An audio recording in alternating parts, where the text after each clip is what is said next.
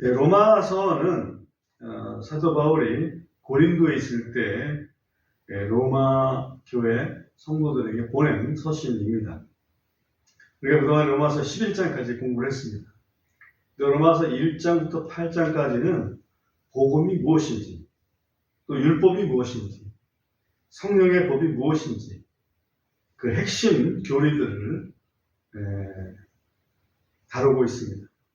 그리고 로마서 9장부터 11장까지는 유대인과 이방인의 관계에 대해서 또 다루고 있습니다. 특히나 이방인인 우리 하나님의 백성, 새롭게 된 그 그리스도인들이 자칫 잘못하면 유대인들을 무시할 수 있는데 무시해서는 안 된다. 우리가 이렇게 복음을 믿고 또 구원받게 된 그런 것은 하나님의 섭리에 의한 것이지 우리가 뭐 잘나서 그런 거 아니다 하는 이런 그 메시지를 로마서 9장에서 11장까지 좀 담고 있습니다. 유대인을 향한 하나님의 약속은 변함이 없다. 그죠? 네. 그래서 어쩌면 로마서 1장부터 11장까지 통해서 교리적인 부분, 기독교의 기본 진리, 이 복음 진리가 무엇인지 그거를 전부 다루었다 이렇게 볼 수 있습니다. 그래서 신앙에 필요한 머리가 꼭 알아야 될 어떤 지식은 분명하게 확보가 되었다 또는 전달이 되었다 이렇게 볼 수가 있습니다. 그래서 로마서 12장부터는 그러면 이제 알았으니 그것을 어떻게 살아내야 되겠니? 어떻게 그 지식을 활용해서 정말 하나님의 뜻을 행하는 자가 될 수 있겠니? 하는 그런 차원에서 이 말씀을 전개하고 있다. 이렇게 보면 거의 틀림이 없습니다. 그래서 오늘은 본문에서 키워드 중심으로 말씀을 참고하도록 하겠습니다. 첫 번째 키워드는 뭐냐면 1절에 보면 살아있는 희생물이라고 하는 키워드가 있습니다.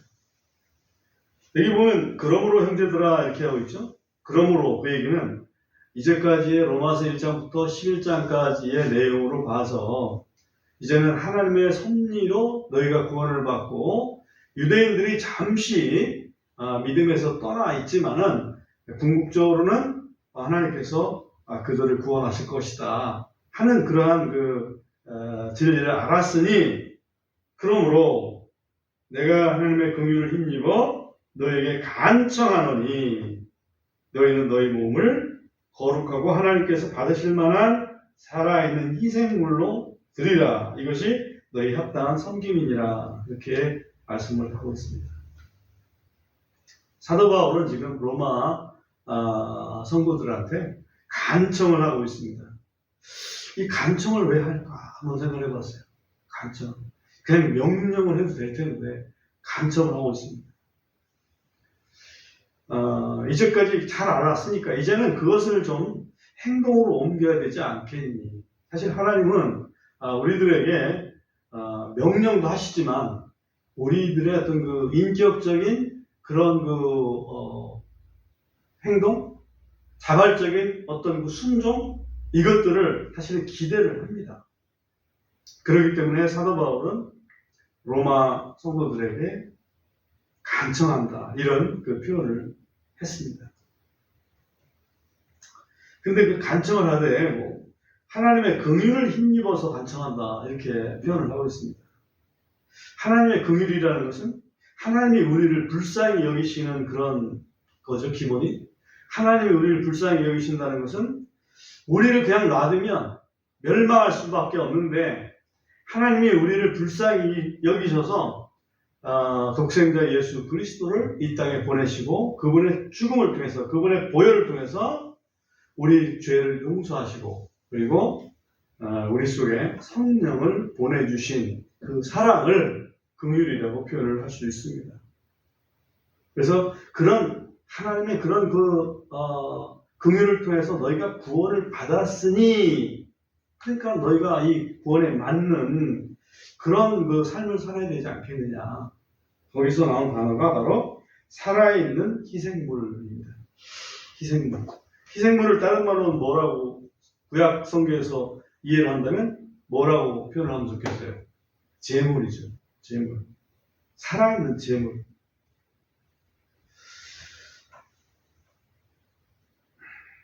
살아있는 제물이라는 것은 하나님께 우리가 삶을 마치 번제를 드리듯이, 그야말로 하나님께 모든 것을 태워 드리듯이 우리의 삶을 하나님 앞에 온전히 드려야 된다. 이게 이제 소위 살아있는 희생물이라고 하는 의미입니다.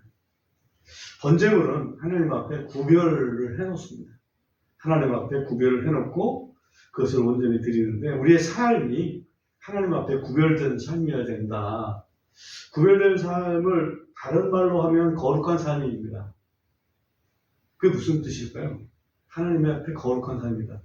내가 하나님 앞에 드려진 삶이다. 그 얘기입니다. 하나님 뜻을 늘 생각하고 하나님 뜻에 맞게 내가 살아간다면 그것이 하나님 앞에 거룩히 구별된 삶이다.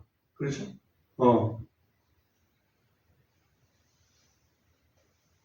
뭘 근거로 우리가 하나님 뜻을 순종한다고 얘기할 수 있을까요? 뭘 근거로? 하나님이 하신 약속을 근거로. 하나님이 하신 약속을 근거로 우리가 그 약속을 바라보고 믿음으로 살아간다면, 그러면 그것은 하나님 앞에 거룩히 구별된 삶이다. 이렇게 말씀을 할 수가 있습니다. 그 다음에 두 번째 키워드는 2절에서 우리가 지난 3월 한 달 동안 캐치프레이스로 내걸었던 새롭게 하는 거죠. 생각을 새롭게 함이라는, 생각을 새롭게라고 하는 이런 그 표현이 나옵니다. 너희는 세상에 동화되지 말고, 우리가 세상에 삽니다. 그죠? 세상에 살지만 세상에 동화되지 말라. 그 말은 세상에 휩쓸려서 떠내려가는 그런 사람이 되지 마라. 무슨 얘기일까요? 마치 살아있는 고기는 강물을 거슬러 올라가는 힘이 있잖아요. 그런 것처럼 우리가 살아있는 존재이기 때문에, 생명이 있는 존재이기 때문에 이 세상의 그냥 흐름에 휩쓸려서 떠내려가는 삶이 아니라 살아있는 물고기처럼 세상을 거슬러서 올라갈 수 있는 그런 그 삶을 살아야 되지 않겠냐. 이제 그런 얘기입니다.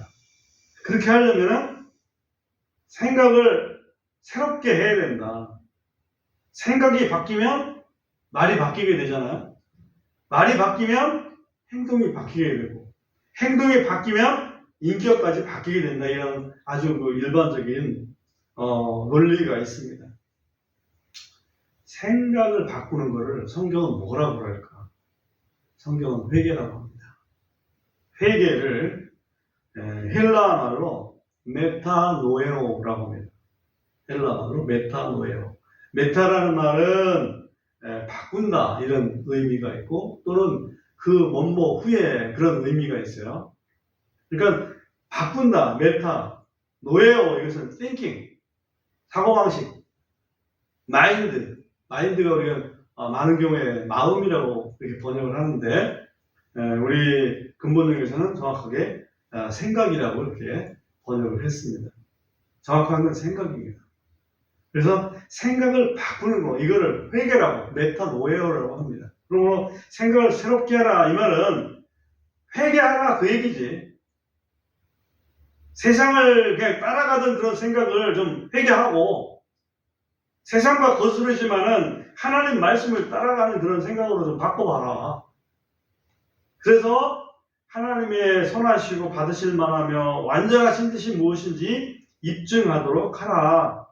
그렇게 되는데, 입증하도록 하라 이 부분을 영어로 보면 이 may prove입니다. 이 may prove.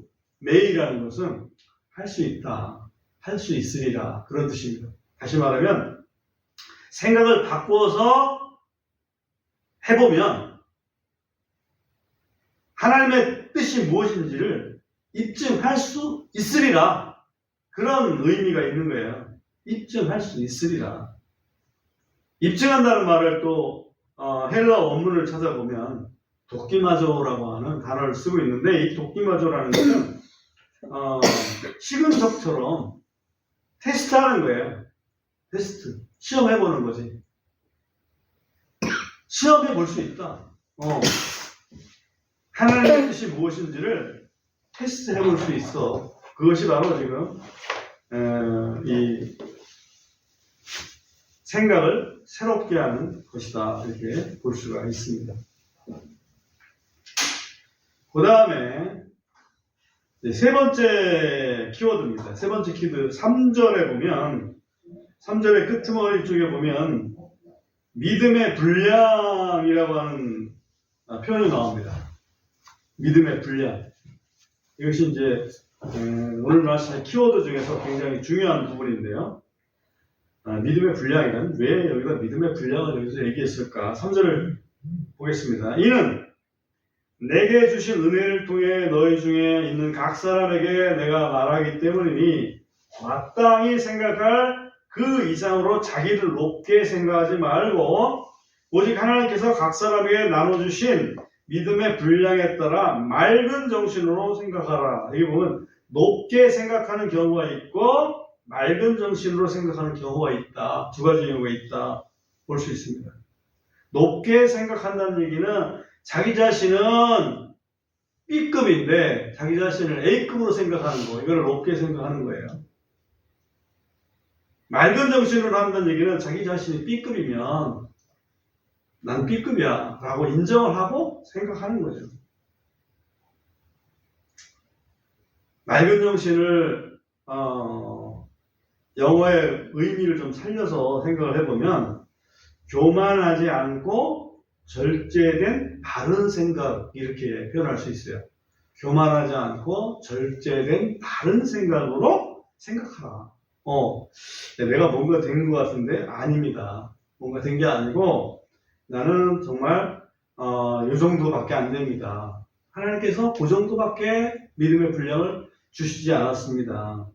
하나님께서는 각 인에게 적정한 믿음의 분량을 나눠주셨다, 이렇게 볼 수가 있습니다. 어떤 사람에게는 큰 믿음을 주셨고 또 어떤 사람에게는 작은 믿음을 주셨습니다. 예를 들면 베드로 같은 사람에게는 아주 큰 믿음을 주셨습니다. 근데 도마 같은 사람에게는 아주 작은 믿음을 주셨어요. 그러나 큰 믿음이든 작은 믿음이든 하나님 주신 대로 우리가 활용을 하면 되는 거지. 베드로는 저 위에 올려놓고 또 도마는 저 밑에 내려놓고 그러는 건 우리가 할 일이 아니다 이거지. 그건 하나님이 하실 일이고 우리가 할 일은 우리의 위치에서, 베드로는 베드로의 위치에서, 도마는 도마의 위치에서 자기 할 일을 하면 된다. 이것을 지금 여기에 믿음의 분량이라고 표현을 합니다. 그걸 설명하기 위해서 사전에서는 몸과 지체를 비유를 들어서 사도 바울이 설명을 하고 있습니다. 우리가 한 몸에 많은 지체를 가졌을 때 모든 지체가 동일한 직무를 가지고 있지 않은 것과 같이, 그렇죠? 그렇습니다. 우리 몸에는 여러 가지 지체들이 있습니다. 어떤 몸은 머리도 있을 수 있고 어떤 경우는 팔도 있을 수 있고 어떤 경우는 다리도 있을 수 있고 그렇습니다.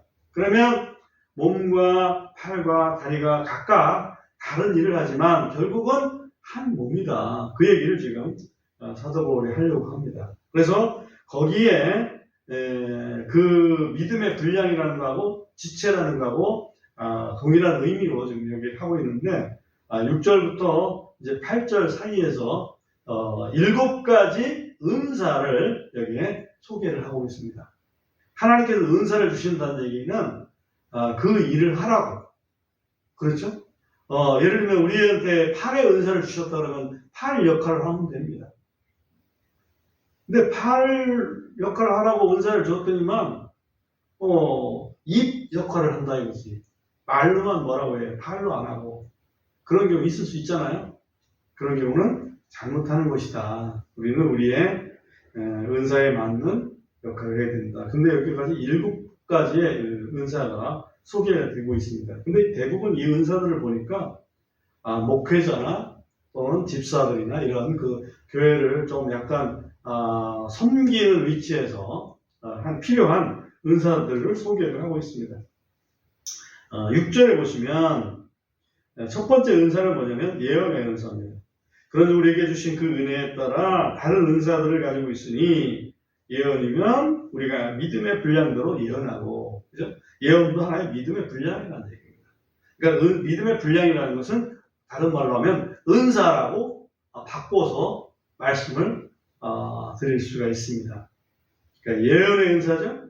예언의 은사는 누가 필요할까요? 이것은 목회자들이 기본적으로 필요합니다. 예언이라는 것은 하나님 말씀을 가지고 깨달은 대로 또 성도들에게 이렇게 가르치거나 또 전하거나 선포하거나 하는 것이 예언의 은사라고 볼 수가 있습니다. 두 번째 은사는 7절에 보면 혹 사역이면 우리가 우리의 사역하는 일로, 사역의 은사죠. 사역을 다른 말로 하면 섬김의 은사인데 이것은 어찌 보면 우리 교회사적으로 보면 집사들의 은사입니다. 그 다음에 7절 후반에 보면 혹 가르치는 자는 가르치는 일로, 그 얘기는 가르치는 자는 가르치는 은사를 가지고 가르치는 일을 해라, 그 얘기입니다. 그 다음에 8절에 보면 권면하는 자는 권면함으로 그렇게 되어 있죠. 권면이라는 것은 성도들이 뭔가 늦추어 있을 때 그 사람을 권면해서 다시 믿음의 길로 서게끔 하는 그런 역할들이 이제 권면의 은사죠. 그 다음에 주는 자는 단순함으로, 주는 은사가 뭘까요? 주는 은사가 여기서 이상하게 표현이 되어 있지만 성경적으로 보면 이 주는 것은 사도행전 6장에 보면 분배의 은사, 그죠? 분배하잖아요. 그래서 그 분배 때문에 집사들을 세우기도 했습니다. 주는 것은 분배를 의미한다, 이렇게 이해를 하는 게 좋을 것 같고요. 그 다음에 다스리는 자는 부지런함으로, 다스림이라는 것은 우리 목회자들이 기본적으로 하는 어떤 치리의 은사를 얘기를 하죠. 그 다음에 긍휼을 베푸는 자는 즐거움을 할 것이니라. 무슨 긍휼을 베풀까? 긍휼이라는 것은 아까도 얘기했지만 어떤 사랑을 베풀고 이런 건데 주로 병자들을 신방할 때 사용되는 그런 은사라고 보통 우리가 이해를 하면 좋을 것 같습니다. 그래서 이 믿음의 분량이 7가지 은사를 여기서 얘기를 하고 있다. 예언의 은사, 사역의 은사, 가르침의 은사, 권면의 은사, 또 분배의 은사, 다스림의 은사, 긍휼의 은사, 이렇게 이런 은사들을 이용해 받은 은사들대로 행동을 하는 것이 맞다. 교만하지 말고, 그 얘기가 이제 첫 번째고요. 그 다음에 이제 두 번째 특징은 이제 9절부터 16절에 있는 부분인데, 이것은 15절을 먼저 한번 보면 기뻐하는 자들과 함께 기뻐하고 슬피 우는 자들과 함께 슬피 울라. 사자성어로 보면 이게 뭘까요? 동고동락이죠, 그죠? 동고동락. 이게 이제 우리 성도로서의 어떤 그 성도 상호간의 어떤 다른 태도, 이것이 바로 9절부터 16절까지 있는 그런 말씀의 어떤 그 키다, 이렇게 볼 수 있습니다. 이것은 굉장히 구체적입니다. 예를 들면 성도로서의 바른 태도에 9절에 보면 사랑에 가식이 없게 하라. 그러니까 사랑을 하되 가식적으로 하지는 말아라, 그 얘기입니다. 이걸로 봐서는 초대교회에서도 가식적인 사랑이 있었다는 얘기죠. 그 다음에 악한 것을 혐오하고 선한 것에 붙어 있으라. 그러니까 악을 미워하고 선을 추구해라, 그런 얘기죠.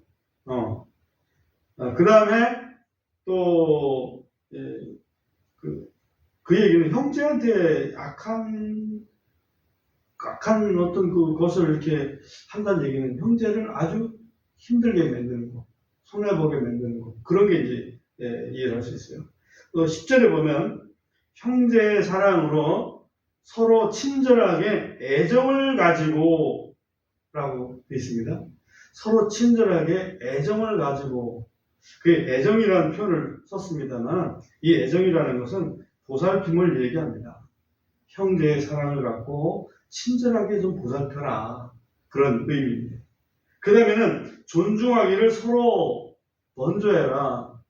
이거는 형제 간에도 존중이 없으면 정말 이게 힘듭니다. 우리가 우리는 그리스도 안에서 뭐 다 서로 서로 모든 게 다 이해될 것이다 생각해서 상대방을 무시해놓고 이해하기를 이렇게 하면 안 됩니다. 자기가 존중받기 원한다면 우리는 그 상대방을 존중해야 됩니다. 이것이 형제의 사랑이죠.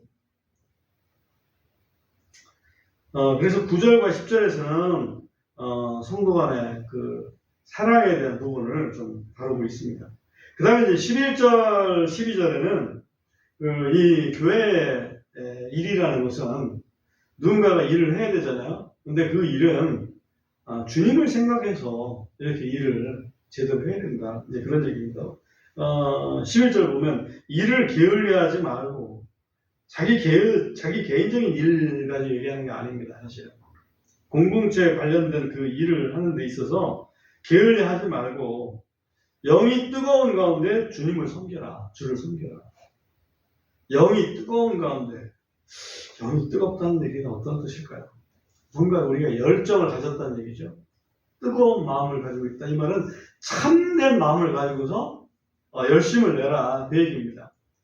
열심을 내는 척 하지 말고 또 거짓된 마음을 가지고 열심 내지 말고 참된 마음을 가지고 열심을 내라. 주님을 섬겨라. 이 말이에요. 그 다음에 12절 보면 소망 중에 기뻐하라. 소망 중에 기뻐하라. 그 얘기는 힘든 일이 있을 때에 또 우리 주님께서 틀림없이 우리를 이 어려움을 이기게 하신다. 그런 소망을 갖고 기뻐해라. 환난 중에 인내하며. 이건 같은 맥락이죠. 그런 어려움 속에서 참고 지내며 늘 간절히 기도해라. 늘 간절히 기도해라. 그렇습니다. 우리가 주님 앞에서 살아가는 삶은 기도 없이는 힘들 때가 분명히 많습니다.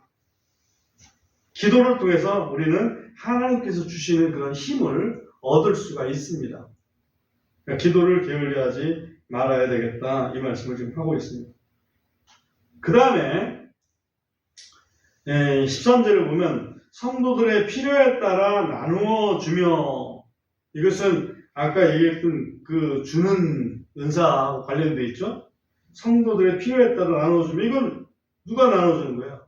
교회적으로 예를 들면 회의를 통해서라든지 이렇게 해서 어떤 그 어려운 가부들이 있다. 그러면 그 사람들에게 지금 이걸 좀 도와줘야 되겠다. 이런 결정을 할 수 있을 거 아니에요? 그런 것들을 성도들의 필요에 따라 나눠주며 합니다. 그 다음에 환대하기를 힘쓰라. 이 환대한다는 말은 손님 대접하는 거죠. 예를 들면 어느 교회에서 다른 성도들이 방문을 하게 됐다. 사도 요한의 선교팀이 왔다. 그러면 그 사람을 대접을 해라 이 말이에요. 교회적으로 대접을 해야 되겠죠. 그러면 교회 예배당에서 대접할 수도 있지만 교회 성도 가운데서 그 선교사님은 내가 오늘 점심을 좀 사도록 하겠습니다. 얼마나 감사하겠어요. 그죠? 그런 일이 있으면 목사가 꼭 해야 되는 거 아닙니다. 그죠? 먼저 알아서 그 선교사님 내가 너무 좋아하는데, 평상시 너무 좋아하는데 그 선교사님 오시면 내가 좀 점심 대접 한번 할 수 있도록 좀 자리 마련해 주십시오. 그럼 그 선교사가 왔을 때는 얼마나 기쁘겠습니까? 그런 거를 환대라고 얘기를 합니다. 그러니까 주님께 향하는 그 일로 교회 일에 힘을 써라. 이제 그런 의미입니다. 그 다음에 14절 이 말씀은 사실은 그 17절 이후로 넘겨야 되는 말씀인데 여기에 이제 끼어 있어요. 그래서 이거는 조금 요 대목에서는 조금 안 맞다는 생각이 들어요. 그래도 저보다는 사도 바울이 훨씬 더 성령 충만하신 분이기 때문에 제가 이렇게 안 맞다라고 얘기할 수가 없습니다.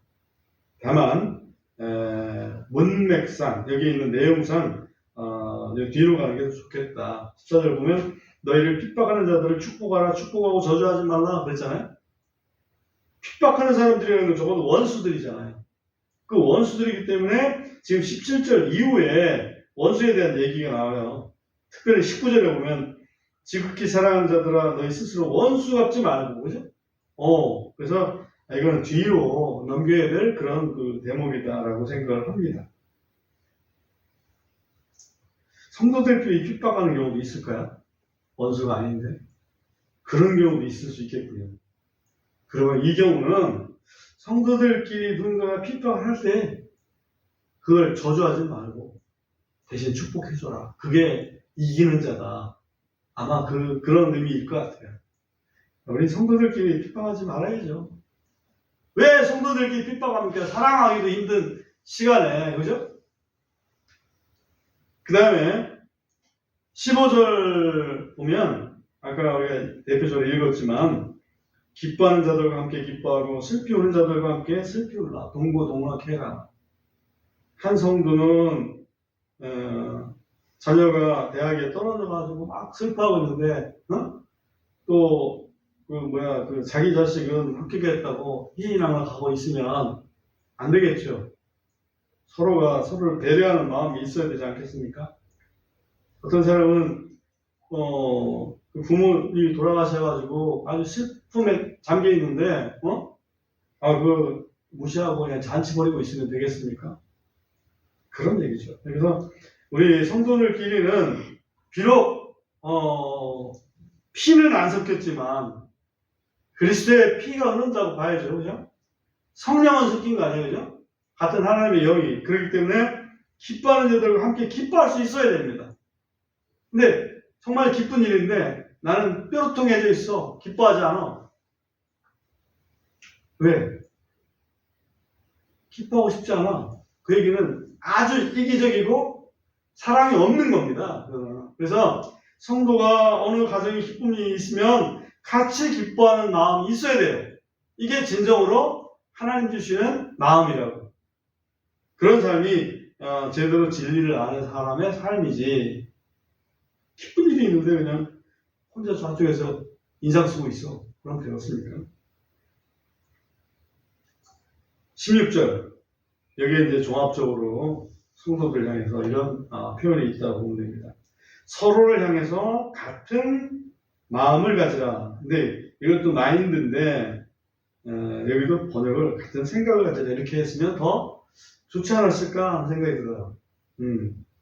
마인드를 마인드하고 마인드를 마음으로 번역하는 것이 원래 잘 맞긴 맞아요. 그런데 이제 하트하고 구별을 지려면 생각으로 번역하는 게 더 낫다. 서로를 향해 같은 생각을 갖고 생각이 같아야 그죠? 말이 같고 생각이 같을 수 있잖아요. 생각이 틀리면 여당 야당 생각이 틀리잖아요. 그래서 싸움 잡질 한다고. 우리 그리스도 안에서는 같은 생각을 가져야 됩니다. 높은 곳에 마음을 두지 말고 도리어 낮은 처지에 있는 사람들에게 겸손히 행하라. 그렇습니다. 나는 대접받아야 되고 너는 무시당해야 되고 그런 형제관계는 없습니다. 내가 대접받기 원한다면 상대방을 대접해줘야 됩니다. 주님 주시는 원리잖아요. 네가 대접받고자 하는 대로 상대방을 대접해라. 이것이 하나님의 법이다. 그 다음에 결정적인 말씀이 있죠. 너 스스로 지혜롭다고 자만하지 말라. 사람들한테 속으로 물어보면요. 속으로. 공개적으로 물어보지 않고 속으로 물어보면 이 세상에서 누가 제일 똑똑한 것 같습니까? 그러면 자기 자신이죠. 내가 제일 똑똑해요. 아무리 훌륭한 사람이 얘기해도 당신의 생각이고 내 생각은 달라요. 이게 소위 여기 보면 너 스스로 지혜롭다고 자만하는 겁니다. 그러니까 하지 말라고 이런 거는. 분명히 성경 말씀을 가지고 들이대면 성경 말씀이 그렇군요. 제가 잘못 알았습니다. 인정할 수 있어야 될 거 아니에요. 오늘 여기까지 할 건데요. 우리 그리스도인들이 이제 모든 것을 알았으면 어떻게 삶을 살아야 되는지 하는 부분을 오늘 좀 살펴보았습니다. 가장 결정적인 것은 다른 사람보다 자기가 더 우월하다고 우쭐대지 말라 이 말이에요. 아는 게 더 많을 수는 있습니다. 그죠? 은사가 더 화려할 수는 있습니다. 그렇지만 하나님이 주신 거잖아. 하나님이 영광 받으셔야지. 자기가 우쭐대면